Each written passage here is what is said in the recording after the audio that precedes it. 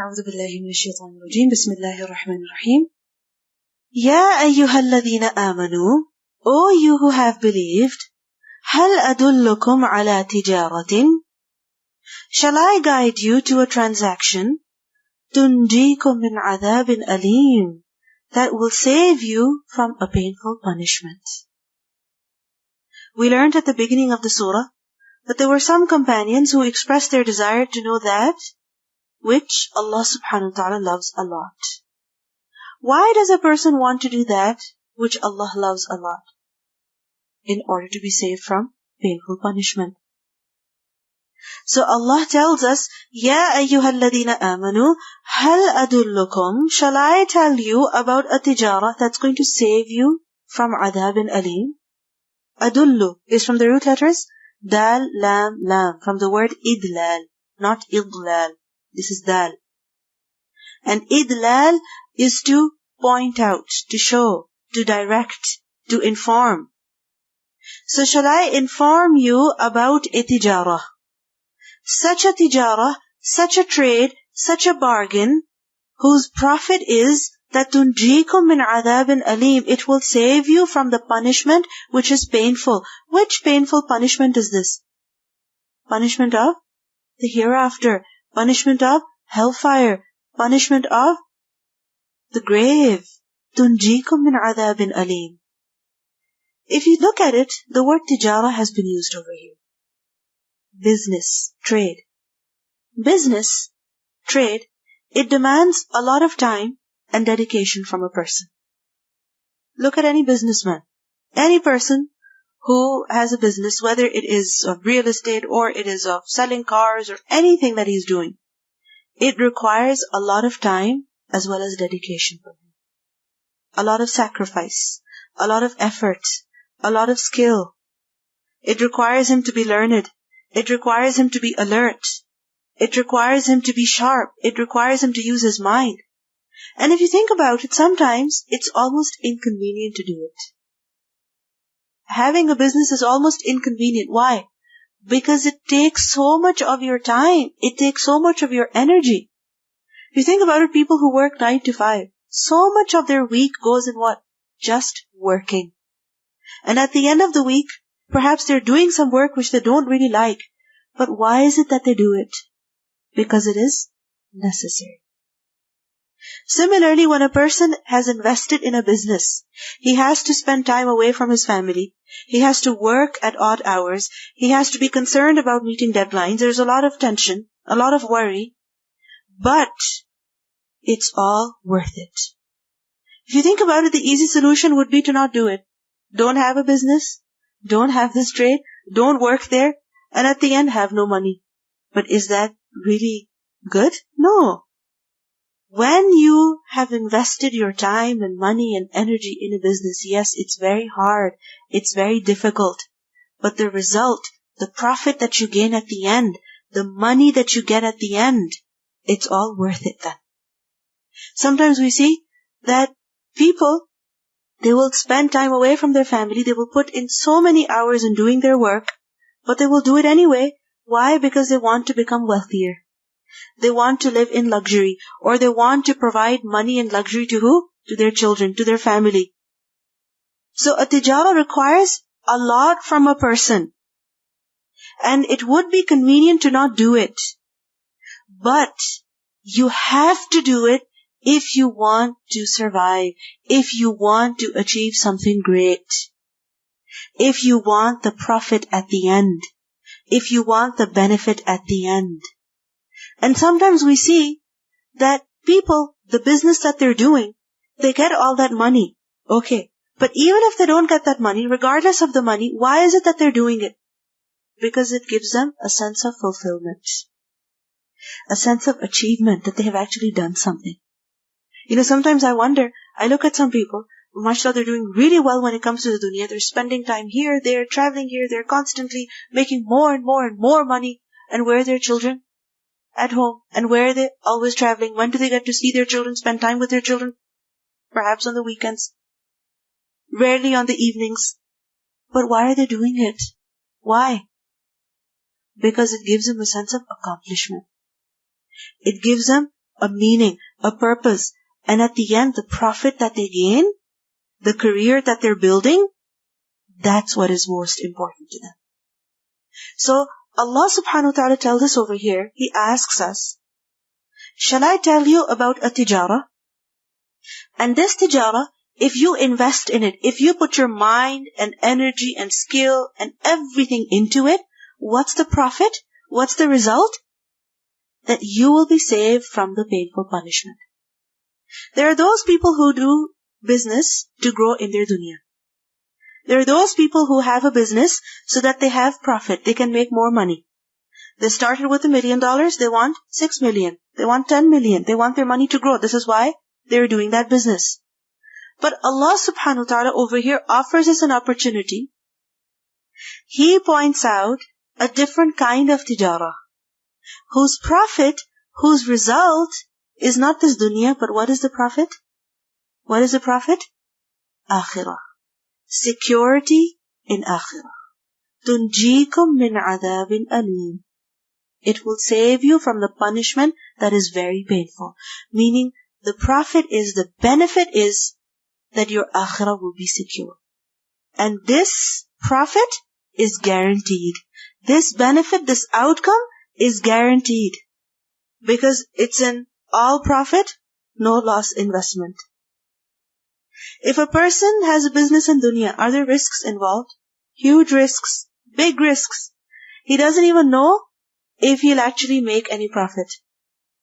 It's quite possible that he'll end up in debt. It's quite possible that he will end up with a huge liability. The profit is not guaranteed. But over here we see that this tijara, Allah says, tunjikum min adhabin alim. You do this trade, you make this bargain, and the profit is guaranteed. And what is that? That you will definitely be saved from the punishment of the hereafter, from the painful punishment.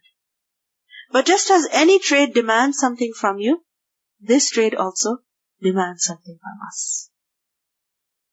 If you want to make a lot of money, does it demand something from you? Of course. Similarly, if you want to be saved from the adhab of the akhirah, the adhabun alim, then you have to do something as well. There's something that is required of you. And remember, the greater the goal of a person, the more his business demands of him. If a person wants to make just a few $1,000s every month, just a few $100s, he doesn't perhaps have to put in much effort. But if a person wants to make in millions, then what does he have to do? Put in a lot more effort and energy. So, look at the result, tunjikum min adhabin alim, and this requires something from you. So over here, Allah is asking us, Ya ayyuhalladhina amanu, hal adullukum ala tijaratin, tunjikum min adhabin alim. Allah is asking us, Allah is offering us. Are we interested? Are we? Are you sure? Because Allah is offering. Hal adullukum. Shall I tell you? Shall I inform you? Just imagine somebody comes up to you and says, let me tell you about a business, you put in a little bit of your money, and results guaranteed. Guaranteed. What will you say? Tell me. How much money is needed? Isn't it? We'll accept immediately. We'll offer our money immediately, even if it means for some people selling their gold jewelry and getting that cash and investing that. They will do it. Allah is asking us over here as well, Hal adullukum? And if you're interested, then Allah tells us, tu'minuna billahi wa rasulihi. That you should believe in Allah and His Messenger.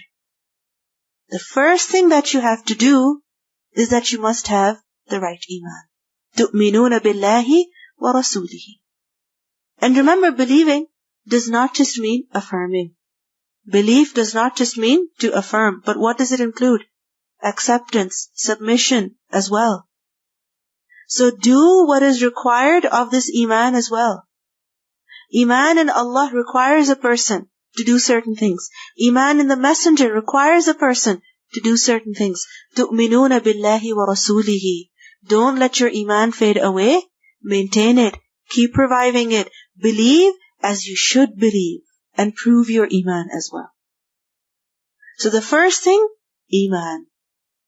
Secondly, وَتُجَاهِدُونَ فِي سَبِيلِ اللَّهِ, and you strive in the cause of Allah. You have to do this. If you want that profit, this is how you have to invest. What? That وَتُجَاهِدُونَ فِي سَبِيلِ اللَّهِ, you have to strive in the way of Allah, but how? بِأَمْوَالِكُمْ وَأَنفُسِكُمْ, with your wealth, your properties, and also your lives. You have to spend your money, and you also have to spend your time and energy. And when you will do that, ذَلِكُمْ خَيْرٌ لَكُمْ, that is better for you, that is best for you, إِن كُنْتُمْ تَعْلَمُونَ, if you know.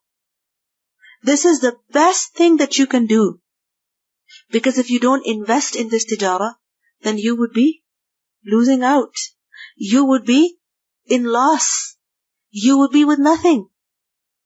If a person has an opportunity to invest in a trade, in a business, and he does not invest, then what will happen? His money, whatever he had at the beginning, is the same. It hasn't grown. Perhaps he has used part of it, and he's left with less. Isn't that a loss for him? Yes. But if he had taken advantage of that opportunity, invested his money, isn't that better for him? Yes. It's difficult, but is it not worth it? Yes, it is worth it. Just recently somebody was telling me about this particular place that somebody bought for just $1 million and did a few things to it, and they sold it for $6 million. And in a matter of just a few weeks. From 1 million to 6 million.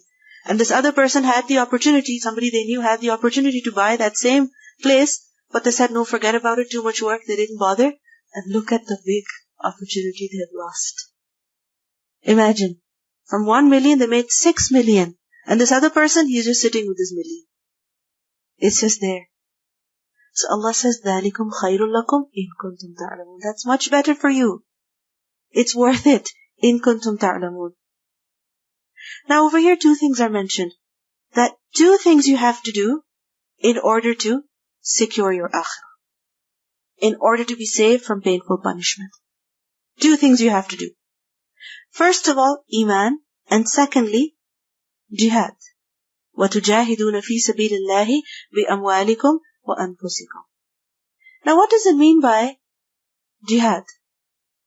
Jihad, as you know, is of different types. And it is to struggle.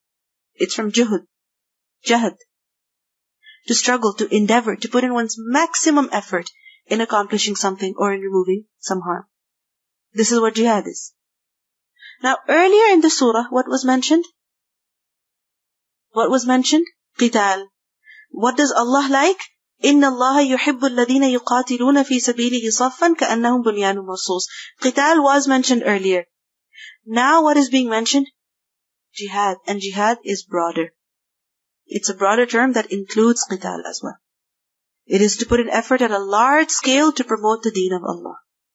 According to the situation and according to the time that a person is in. If you think about it, if jihad meant only qital over here, then the ayah would apply to only men. Because who is required to go for qital? The men. So the women would be left out, and that's not exactly fair. So jihad over here, remember, is not just referring to qital, but it's referring to any endeavor, any effort that a person puts in order to serve, in order to promote, in order to protect the religion of Allah. تُجَاهِدُونَ فِي سَبِيلِ اللَّهِ, the way of Allah. بِأَمْوَالِكُمْ وَأَنفُسِكُمْ, and you spend your money, and you also spend yourselves. You spend for the cause of Allah, and you also personally take part in jihad. Now many people, as Muslims, what do? They just stop after iman. They think that because I'm a believer, I have said La ilaha illallah, I observe the 5 pillars, therefore, inshallah, I'm going to paradise. Okay, but does that guarantee being saved from the punishment? Does that guarantee being saved from the punishment? It doesn't. We know that a person who believes in Allah, who has even the slightest amount of faith, eventually he will be taken out of hellfire. Isn't it so? But does it say that a person who has faith will not be punished? Does it say that? No. He may be punished. It's up to Allah. He may be punished for the wrong that he has done. And we have learned about the description of the hellfire. Is it really a place worth going to? Even for a moment, even for a second, it's not worth going to. It's not even worth seeing. You see it, you'd be traumatized. So what is it that a person has to do on top of Iman in order to be saved from the punishment? What is it that he has to do? Jihad. And that's what's mentioned over here. That move on, have a greater goal. Don't just be content with practicing Islam in your personal life. No, have a greater goal. And what is this jihad? That a person must strive to protect and promote and serve the religion of Allah. This is what jihad would include. This is his jihad. And remember that it will take different shape and different form depending on the time and the place that a person is in. This is just like a business. That when a person starts a business, can he just start any business at random? Like for example, a person goes to a place where it never snows and he's selling winter jackets. Will it work? No, it will not work. What is needed over there? Something else. So when a person starts a business, he has to do that one which is relevant to the place, which is relevant to the time, the need. If he is providing something that people don't need, if he is selling something that people don't like, if he's selling something that is out of season, if he's selling something that is not at the right location, then will his business prosper? It will not prosper. Many times when people start a business, what do they do before that? They do a survey. They do a survey to make sure that what they want to sell is actually needed. When it's needed, it's at the right time, place, everything, only then it will be profitable. And if a person does not care about these things, then his efforts will be useless. At the end, he will only be frustrated because he will not see any results. So similarly, وَتُجَاهِدُونَ فِي سَبِيلِ اللَّهِ بِأَمْوَالِكُمْ وَأَنفُسِكُمْ. What does it mean? That a person does that for the deen of Allah, which is needed. If the situation, if the time demands, like for example at the time of the Prophet ﷺ to fight, do that. But if the situation, if the time, circumstances, they demand from a person that he write, he should speak, he should learn, he should teach, he should talk to people, he should communicate with people, then that is what should be done. So, وَتُجَاهِدُونَ فِي سَبِيلِ اللَّهِ بِأَمْوَالِكُمْ وَأَنفُسِكُمْ. And two things must be invested in this. Your wealth, as well as your time, your energy, your life. You dedicate yourself to the mission. When you dedicate yourself, only then will you be able to bring something. And we see that when it comes to jihad fi sabilillah bi amwalikum wa anfusikum, that a person has to be realistic and practical as well. That he has to see what is possible, what is needed, and do that. You know, sometimes people have big plans, big ideas. We have been doing these meetings with all of you, and we've been asking students, what is your plan? What do you want to do? And mashallah, some ideas are very good. Starting something for the community, writing something, making a center. Very good ideas. But if you think about it, is it practical? Sometimes I listen to these ideas, very good, but are they practical for you in the situation that you're in, given the time and the ability that you have, given the resources that you have? Is it? Perhaps not. May Allah give you the tawfiq, may Allah allow it for you, may Allah make it possible for you. However, a person should be realistic, look at his situation, where am I, what do I have, what's the need, what can I do? And sometimes you have to start very small. You know, for example, when a person wants his business to grow, how does he start? Very small. Selling, for example, bracelets, selling pins, selling little things, and then eventually grow bigger and bigger and bigger. We have big ideas, we want to jump to them. When we can't get them done, we collapse and we get nothing done. This is unfortunately the state of many people. They're not realistic, they're not practical. So we have to do jihad how? In the most practical way. And sometimes it is done by how? For instance, even starting off by marking test papers. starting off by standing at the phone desk, taking phone calls. Sometimes it is by, writing something, by checking something, by editing something. Because that is the need. For example, a person's desires, I want to write a book. Okay, if you want to write a book, you know how difficult it is? Remember that lady who came and told us? Before that, perhaps, what can you do? For instance, there are so many things that need to be published over here. They need to be edited. They need to be looked at. They need to be revised. Start small. Be realistic. Put your contribution in that. And when you will put your contribution in that, Allah will give you more tawfiq. And from there, your work will grow. But if you want to jump to something very big, you will never be able to get anything done. So be realistic, be practical, do that which is needed. Do that which you are capable of. And also, remember the circumstances that you're in. That what do your circumstances allow you to do? Just like a person when he starts a business, when he looks at his circumstances, what can I do? Can I actually travel everywhere? Can I actually open 3 stores? No, I can only open 1. I can only afford the rent of 1. Similarly, look at your situation. Being a woman, being a young girl, being a mother, being a wife, what is possible for you?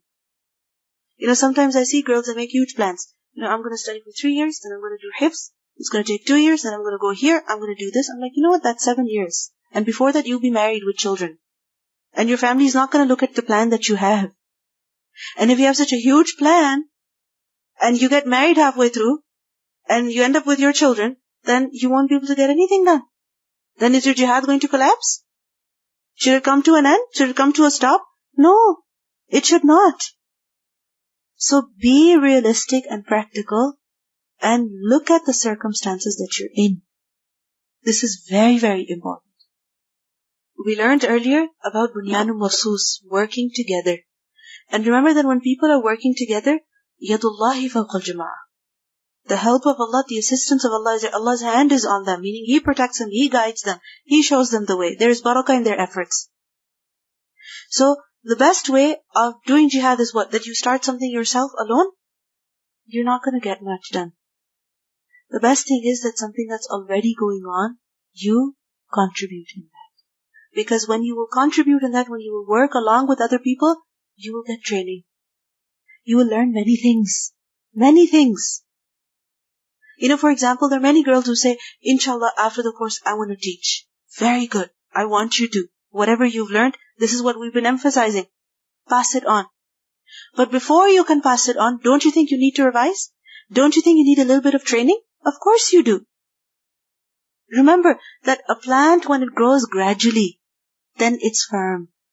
And if something is put on steroids and it grows within a day or two, then what happens to it at the end of the season? Finished. Within a few days, finished. But a plant that grows gradually, something that grows gradually, step by step, it is more firm. It is more stable. It is more able. Therefore, remember this bunyanun marsus as well. And we see the Sahaba radiallahu anhum, that how they all worked collectively as well.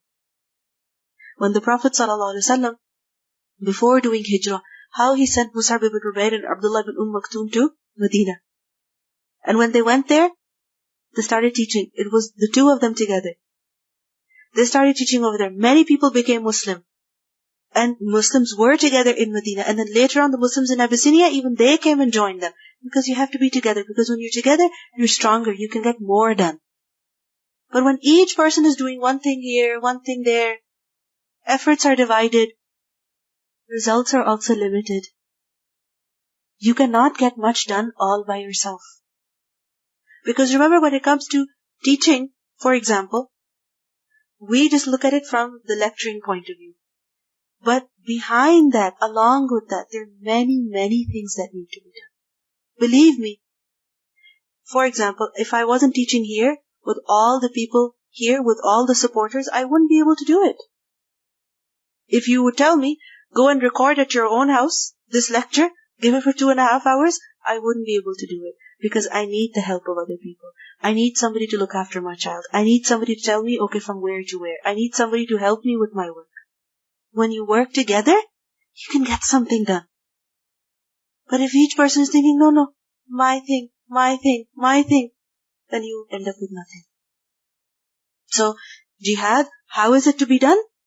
Be realistic, be practical. Look at your circumstances. Look at your ability. Look at the skill that Allah has given you. Don't imitate, but look at the special skill that Allah has given you. The talent that Allah has given you, and figure out a way as to how you can use that to serve the deen. Sometimes we think the way to serve the deen is only teaching. No, that's not the only way. If you think about it, for people to teach or study here, aren't there so many people working here who are doing different things? There are people who are making the food, selling the food. There are people who are looking after the children. There are other people who are maintaining the place. All of that is necessary. And remember that anything that you're doing, whether it is from teaching, to cleaning, to maintaining, to looking after the children, all of that is what? Your contribution. وَتُجَاهِدُونَ فِي سَبِيلِ اللَّهِ بِأَمْوَالِكُمْ وَأَنفُسِكُمْ. Anfusikum. Kamal Maki is saying about the dawah. They said for dawah, sometimes they're saying, okay, if I have this, I will do it. They said one person said, okay, I'm going to make total free phone number and ask the people, okay, let's get the free Quran. He said, okay, if this is a lot of people will interesting, they will call you. Do you have so many people to answer the phone? Okay, if they have you have these people to answer the phone. Okay, they want the Quran. So how many thousand Quran you will be making ready for them? And after that you have to send it. Think about you have to post money to send it to every house they want it, and it will be free delivery. The idea is good, but you have to think who you're going to do it, exactly. How you're going to do it. Yes. So sometimes the ideas are very good. However, they're not practical. And for that, you need to be with those people who have experience, who can tell you if it's practical or not. Just like if you want to start a business, do you just start something yourself? What do? You speak to who? Experienced people. Abdur Rahim said when he came here, he said that dawah is bigger than all of us. That, the dawah is such a thing that not one person cannot handle it. Two people cannot handle it. It's bigger than all of us even combined together. Exactly. And only Allah subhanahu wa ta'ala can help people. Exactly. So for that reason, we all must come together instead of starting everything on our own. So وَتُجَاهِدُونَ فِي سَبِيلِ اللَّهِ بِأَمْوَالِكُمْ وَأَنفُسِكُمْ ذَلِكُمْ خَيْرٌ لَكُمْ إِن كُنْتُمْ تَعْلَمُونَ. And remember that whenever a person starts something for the sake of Allah, serving the deen in any way, initially he will find it difficult. Initially he will find it difficult, just like any business. That initially, it's very risky, very difficult, you're not used to it, you're still learning, you're still trying to figure things out. But then eventually, it gets easier. The first year, very challenging. The second year, less challenging. Third year is like a breeze. Similarly, for example, it happens with some others. The first child is so difficult. I remember somebody was saying, there was this girl, she had a baby, and she would always ask this lady, what do I do? She would tell her, have another child. You'll have another one and everything will become easy for you. Because the first one is always difficult. Everything is challenging. You have the other one, the second one, what's the big deal? The third one, what's the big deal? So this is what happens. Initially you find it difficult, but gradually you adjust. Gradually you learn. So remember, when you do something for the sake of Allah, jihad fi sabilillah, it will be difficult initially. But Allah will create ease, because وَالَّذِينَ جَاهَدُوا فِينَا لَنَهْدِيَنَّهُمْ سُبُلَنَا. Those who strive for our cause, we guide them to our ways.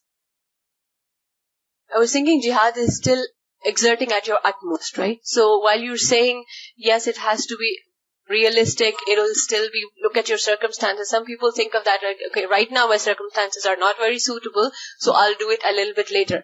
But because sometimes we fail to bring ourselves to that level of exertion to the utmost level, right? So exert to the utmost level. And I was thinking, amwal and anfus, Allah subhanahu wa ta'ala has mentioned both. We love them both. Sometimes we want to spend and we don't want to spend out of our, we say there are health reasons we're not able to, or other reasons. Sometimes we want to volunteer, but then if someone says, oh, there's this particular event and, let's all pitch in, then it's like, aren't we already volunteering? Yes. That both things have to be contributed. Your physical effort as well as your money. You have to put in both. And as mentioned, that you have to put in your maximum effort. Sometimes we think we're not able, but we do have that ability. We think we cannot do it, but we can actually do it. And remember, when you start something with sincerity, with ikhlas, asking Allah for help, you think He will not help you? He will help you. He will teach you. He will show you the way.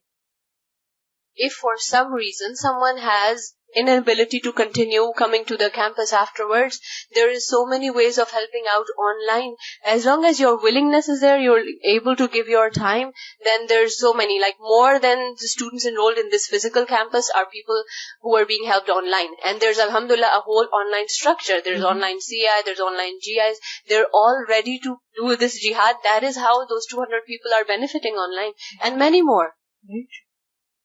Assalamu'alaikum. I was thinking about working together is like our bodies. If the heart is working and the brain is working, and it doesn't say the lung, I want to be like a heart. The lung have its own job, exactly, and the heart its own job. And if one ear is not working, the other ear doesn't say, okay, this ear is not working, I have to be off. So we have to work hard. Very true. Very good example. That each is important at its own place. We think the function of the heart is the most important one. That's what we want to do. Everything else, I don't want to do. No. Whatever ability Allah has given you, use that. Obviously, the big opportunities would not come and we would not be able to avail the big goal that we have. And then obviously that goes to show that we should be starting small, like little things. Exactly. That my point over here was not to discourage you from thinking big, from having big ideas. No. You should have big ideas. You should have big goals.